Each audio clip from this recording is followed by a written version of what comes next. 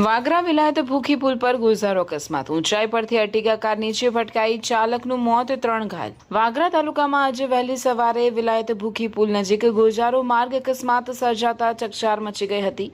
દેરોલ તરફથી વિલાયત તરફ આવી રહેલા અર્ટિગા ટેક્સી કાર અચાનક કાબુ ગુમાવી મેઇન રોડ પરથી ઊંચાઈથી નીચે પટકાઈ હતી।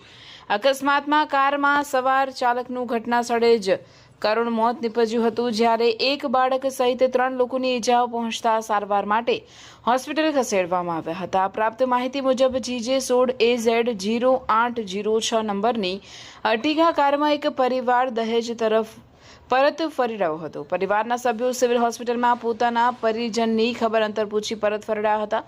દરમિયાન વિલાયત ભૂખી પુલ નજીક કાર ચાલકે સ્ટીયરિંગ પરથી કાબુ ગુમાવતા કાર પુલ પરથી નીચે પટકાઈ હતી। અકસ્માત એટલો ગંભીર હતો કે કારનો ભારે કચ્ચર ઘાણ વળી ગયો હતો। અકસ્માતમાં કાર ચાલકને ગંભીર ઈજાઓ પહોંચતા તેનું ઘટના સ્થળે જ મોત થયું હતું, જ્યારે કારમાં સવાર અન્ય 3 વ્યક્તિઓને ઈજાઓ પહોંચતા તાત્કાલિક સારવાર માટે હોસ્પિટલ ખસેડવામાં આવ્યા હતા। ઘટનાની જાણ થતાં વાગરા પોલીસની ટીમ તાત્કાલિક સ્થળ પર પહોંચી હતી અને જરૂરી કાર્યવાહી હાથ ધરી હતી।